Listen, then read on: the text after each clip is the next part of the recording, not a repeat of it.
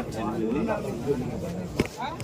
2025న Shankarapalem check పోస్ట్కి 1 kilometre దూరంలో ఒక ఇన్సిడెంట్ జరిగింది. ఆ ఇన్సిడెంట్లో శ్రీరామ్ శ్రీరామ్ అనే విద్యార్థి ఇంజనీరింగ్ చదువుతున్నాడు కాకినాడలో.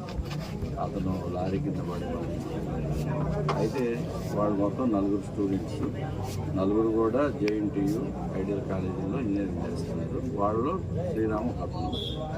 ఈ ఇన్సిడెంట్ ఇక్కడ మా చెక్ పోస్ట్ దగ్గర మా మెన్ వాళ్ళని చెక్ చేస్తున్నారు అనే దాంట్లో 2 విద్యార్థులు ఇక్కడ ఆపారు. వాళ్ళ దగ్గర ఏమీ దొరకలేదు.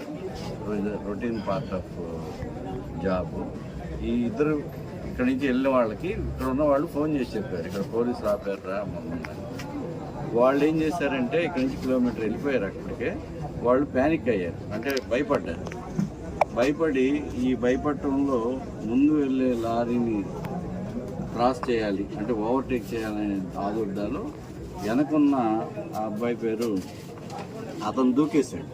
చిన్న బ్యాగ్ ఉంటే తీసుకొని ఆ దూకిన అదుపుకి ఆటోమేటిక్గా ఇది బ్యాలెన్స్ తప్పింది. ఇతను లారీ కింద పడ్డాడు. శ్రీరాముని జీజీహెచ్కి కాకినాడ తీసుకెళ్తున్న క్రమంలో అతను అక్కడ పడ్డాడు. ఈ అబ్బాయి సేఫ్గా ఉన్నాడు, మిగిలిన 3 కూడా.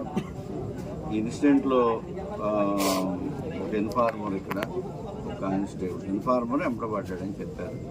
అయినప్పటికీ కూడా ఇక్కడ ఒక కానిస్టేబుల్ దీనికి కారణం అని చెప్పి పబ్లిక్ అంతా ఇప్పుడు దాకా చూశారు.